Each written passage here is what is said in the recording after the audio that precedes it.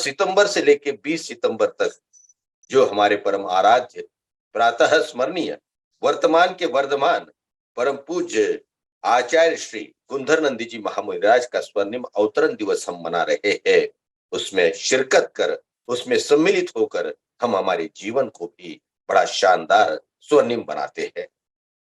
आपको मैं लगातार कह रहा हूं कि आने वाले 18 से 20 तारीख तक अनेक अनेक कार्यक्रम वहां पर संपन्न हो रहे हैं और सारे कार्यक्रम मानो एक इतिहास बनाने के लिए तत्पर है, तैयार है।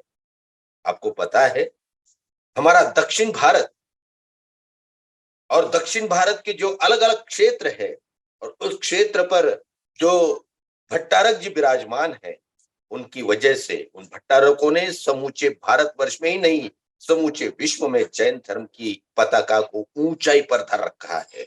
और ये सारे भट्टारक जो कर्नाटक प्रांत की शान है, ये सारे के सारे भट्टारक, करीब करीब मुझे लगता है कि 16 से 17 भट्टारक वहां पर है, वो सारे भट्टारक परम पूज्य आचार्य श्री के समुशरण में आकर उनके दर्शन पाने के लिए लालायित है। क्यों ना हम भी अपना समय अपनी जाने के लिए एक निश्चितता बना ले और नवग्रह तीर्थ पर पहुंचकर परम पूज्य आचार्य श्री के श्री चरणों में अपनी श्रद्धा को समर्पित करें। 18 तारीख प्रातः 6 बजे से कार्यक्रम प्रारंभ हो जाएंगे, तो 20 तारीख के शाम 8 से 10 बजे तक ये सारे कार्यक्रम चलेंगे, जिसमें भारतवर्ष के अनेक जाने माने कलाकार सम्मिलित होकर अपनी कला को प्रस्तुत कर परम पूज्य गुरुदेव के श्री चरणों में अपनी श्रद्धा को समर्पित करेंगे। जिसमें सबसे अहम बात है कि विजय जी है, रुपेश जी जैन है और साथ में 20 तारीख को दोपहर में 2 बजे परम आदरणीय हमारे भारतवर्ष का बहुत ही बड़ा भजन गायक अनूप जी जलोटा का वहां पर आना निश्चित रूप से परम पूज्य गुरुदेव के प्रति श्रद्धा को बढ़ावा देने वाला है, इसमें कोई दो राय नहीं है। कोई शुल्क नहीं ले रहे जी, कोई अनूप जी कोई शुल्क नहीं ले रहे, कोई भी पैसा नहीं ले रहे, फ्री ऑफ चार्ज आ रहे हैं। क्या बात है, क्या बात है, क्या बात है। अनूप जी जलोटा जो परम पूज्य गुरुदेव ने भी उस भजन को उन्होंने गुनगुनाया था, इसी लागी लगन मेरा हो गई मगन, मैं तो गली गली हर गली गाने लगी। इस भजन को स्वतः परम पूज्य गुरुदेव ने गुनगुनाया। वो अनूप जी जलोटा जो एक कार्यक्रम के करोड़ों रुपए ले लेते हैं, वो परम पूज्य गुरुदेव के श्री चरणों में समुशरण में किसी प्रकार का मूल्य न लेते हुए बस श्रद्धा का मूल्य और आशीर्वाद का मूल्य उन्होंने परम पूज्य गुरुदेव से मांगा है और वो परम पूज्य गुरुदेव उन्हें लगातार देते हैं। ऐसा व्यक्तित्व वहां पर आ रहा है और परम पूज्य गुरुदेव के श्री चरणों में अपनी श्रद्धा को भजनों के द्वारा समर्पित कर रहा है। आप सबसे भी निवेदन है कि कृपया हम सब भी वहां पर पहुंचे। वहां सारी व्यवस्थाएं माकूल अंदाज में, शानदार अंदाज में बनी हुई है और उन व्यवस्थाओं के साथ साथ हमारी भक्ति श्रद्धा को लेकर के हमको वहां पर पहुंचना है। आइए चलते हैं परम पूज्य प्रातः स्मरणीय नवग्रह तीर्थ प्रणेता राष्ट्र संत आचार्य श्री गुंधर नंदी जी महामुनिराज के श्री चरणों में निवेदन करते हैं। स्वामी, आपके मुखारविंद से निकला हुआ हर शब्द हमारे जीवन को शाश्वत रूप दे देता है, हमारे जीवन के मार्ग को सफल जीवन के मार्ग को प्रशस्त बनाता है। अतः हमें आशीर्वाद प्रदान कीजिए। आज विशेष रूप वैसे तो परम पूज्य गुरुदेव के श्री मुख से जो भी शब्द निकलते हैं वो देशना का रूप धर लेते हैं और हमारे जीवन को निश्चित रूप से बड़े शानदार अंदाज में सफल बनाने के लिए कारगर सिद्ध होते हैं। तो आइए चलते हैं, परम पूज्य आचार्य श्री के चरणों में निवेदन करते हैं। हे स्वामी, हमें आशीर्वाद प्रदान करें। हे स्वामी, इस प्रतिकूल स्थितियों में अनुकूलता को कैसे जिए, इसके बारे में हमें मार्गदर्शन करें। बोलिए परम पूज्य प्रातः स्मरणीय आचार्य श्री गुंधर नंदी जी महामुनिराज की जय। गुरुदेव। बोले चिंतामणि पार्श्वनाथ भगवान की जय। सबके दिमाग में एक क्वेश्चन आता है, कई क्वेश्चनों का उत्तर ज्योतिष के बारे में आज दूंगा। पहला क्वेश्चन ये है कि ये नक्षत्र होते भी है क्या नहीं, ये ग्रह होते भी कि नहीं, और वो कैसे होते। जैन भूगोल के अनुसार कहीं उल्लेख है कि भी नहीं। कई लोग ऐसे बोलते हैं कुछ होते नहीं, कुछ नहीं, ये तो गोलगप्पा है, ऐसे बोलते हैं। कई लोग बोले ये तो अंधविश्वास है। कई लोग कि अपने अपने तरीके से सब लोग अपने अपने अभिव्यक्ति व्यक्त करते हैं। भारत देश है, सब लोग अपना अभिव्यक्त करने के लिए स्वतंत्र है, परंतु जिन शासन क्या कहता है इसके बारे में देखिए। आचार्य यतिवृषभ स्वामी का एक ग्रंथ है तिलोपन्नति, या तीन लोक की रचना कैसी है उसमें वर्णन है इस सबका चीजों का। तिलोपन्नति है, त्रिलोक सार है, इन चीजों में आपको मिलेगा। मेरे पास अभी पुस्तक है तिलोपन्नति, जो बहुत बड़ा ग्रंथ है, और यह ग्रंथ के अंदर पेज नंबर 248 और 254 के अंदर चंद्रमा का वर्णन करते हुए लिख रहे आचार्य, श्री देवी सुदेवी सव्वानम सनत कुमार जखानम रुवाणी मनहारणी रेहंति जिनंदम पाशयन्तु छत्रत्रयं सिंहासन भामंडल चाम्रजुत्तयम् जिनपणिमोते सूरैनमो विराजन्ति। जो है जिनेन्द्र भगवान की प्रतिमा छत्र सिंहासन आभामंडल युक्त होकर के जिनेन्द्र जिन बिंब के पार्श्व यक्ष में श्री देवी श्रुति देवी सर्वान सनत कुमार यक्ष मूर्ति मनोहर विद्यमान रहते हैं। आगे कहते हैं, जलचंदम कुसुम तंदुल वर भक्त पदे धूव फल पुवनम कुवंती तान पूजम निभर भक्ति सब सुरा। ये चंद्रमा जो होती है, वो चंद्रमा के अंदर हमारे जिन प्रतिमाएं हैं, और वह कैसी है प्रतिमा? भगवान अकृत्रिम चैत्यालय है, पार्श्व भाग में श्री देवी श्रुति देवी सर्वान सनत कुमार मनोरम मूर्तियां शोभिमान है, और ऐसे जो है छत्र चामर पभांडलाति रत्नमय प्रतिमाएं विराजमान है चंद्रमा के अंदर। श्लोक नंबर 48, 49 और 50 इसके अंदर वर्णन है। और क्या कहते, मर गया वर्ण के तुंदहार हिम वन्ना अनवसवावरे स्तिवि पावलई वन्ना। मरकत वाले कितने कुंद कुसुम चंद्रहार बर्फ जैसे वर्ण वाले, कोई स्वर्ण दृश्य वाले मूंगे के वर्ण वाले है। तो अनेकों जो है चंद्रमा का किरण कैसा है? एवानम कुड्ड संतो तोदे चंद पासय चौमय देना विन्ना से रम्म। चंद्रमा के चारों ओर छमो चतुर लंबे अनेकों प्रकार के विन्यास रमणीय चंद्रों के किरण हैं। अब रही बात, अब इस पुस्तक ग्रंथ का उदाहरण देते हुए आपको बताऊं, इससे ये सिद्ध तो हो गया कि चंद्रमा जिन शासन के अंदर प्रतिपादित है, चंद्रमा आदि ग्रह जो है होते हैं, इसमें कोई भी हम नकार नहीं सकते हैं।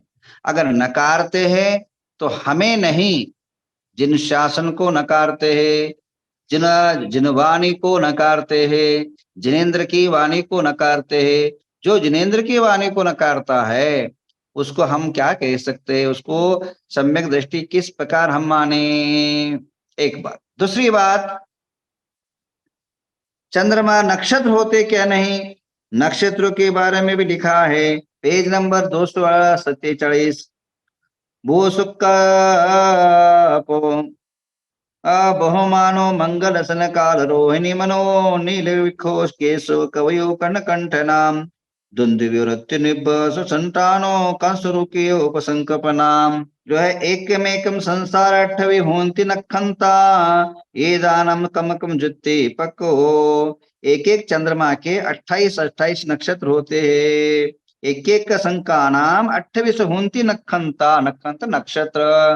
एक एक चंद्रमा के 2 चंद्रमा है ना, हमने यहाँ जो हमने कितने माना, 2 चंद्रमा माना है, तो जो है 28 नक्षत्र होते हैं। नक्षत्र का नाम क्या है? कित्तीय रोहिणी मिगसरा आदो पुनः सुतो पुंसो अलिशेदे मदो पुत्रो हंतो यम चित्तो सादियो होन्ते पिस्सानो जिट्टो मूल पूर्वाषाढ़ा तत्तो उत्तराषाढ़ा अभिजित सवन घंटे धनिष्ठा सदवीशा नामोपो बद्ध पदाम उत्तर भाद्रपदा रेवदियोतः अश्विनी भरणी कृतिका रोहिणी मृगशिरा आद्रा पुनर्वसु पुष्य आश्लेषा मगा पूर्वाभद्रा उत्तरा हस्ता चित्रा स्वाति विशाखा अनुराधा ज्येष्ठा मूला पूर्वाषाढ़ उत्तराभिजित श्रवणा धनिष्ठा शतभिषा पूर्वभाद्र पुत्र रेवती अश्विनी 28 भरणी और भरणी 28 ये नक्षत्र के नाम हैं। अब वो सब बहुत सारी वर्णन है, बहुत लंबा चौड़ा वर्णन है जो है, ये हम सब बताते जाएंगे तो बहुत टाइम चला जाएगा। इतना ही आप समझ लीजिए, आपकी संक्षिप्त से नक्षत्र का वर्णन भी जो है हमारे जिन आशासनों में मिलता है, जिन आगमों में मिलता है।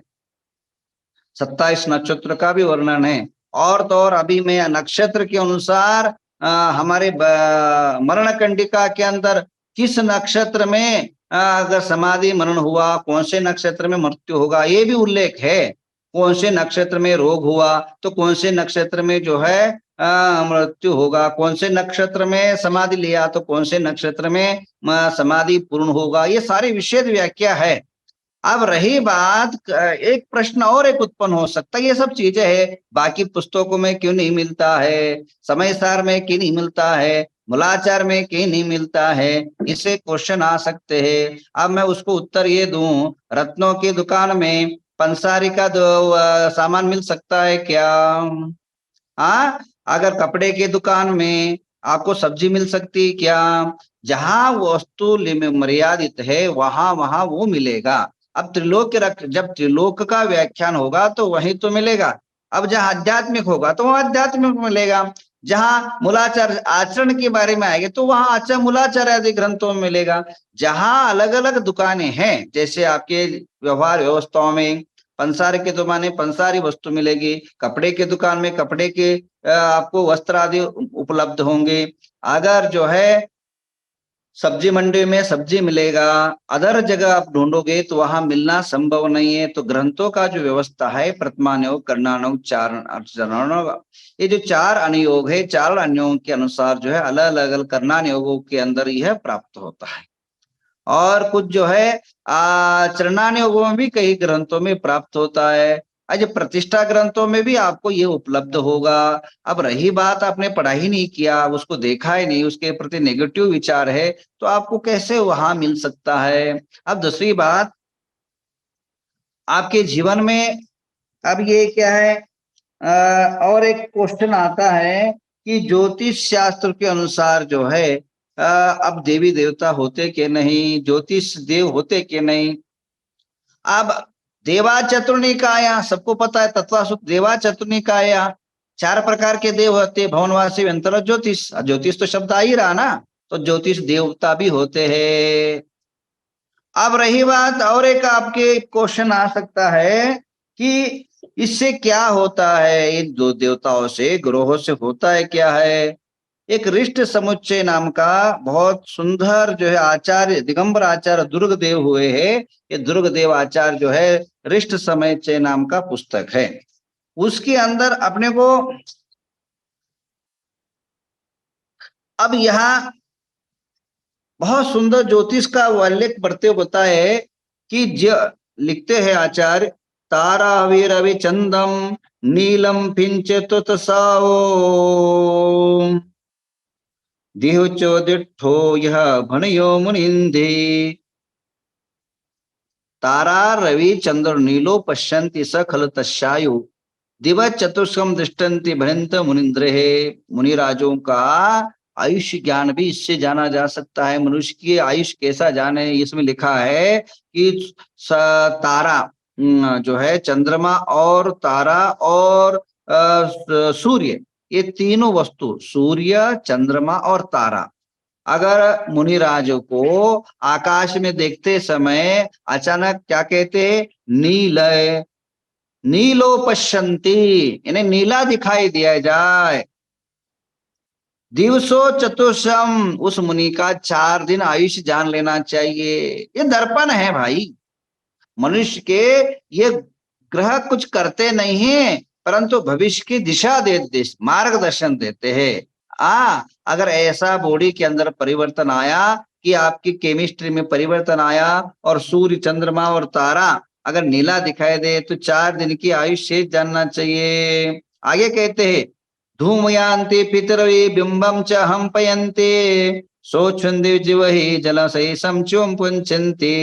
यदि कोई व्यक्ति सूर्य और चंद्रमा बिंब को धुआं जैसा दिखाई दे, जलते हुए चंद्रमा को जलते हुए दिखाई दे, सूर्य चंद्रमा जला हुआ रूप दिखाई दे, वो 6 दिन जीवित रहेगा। समझ लीजिए उस मनुष्य की आयुष कितना है, 6 दिन का आयुष्य है।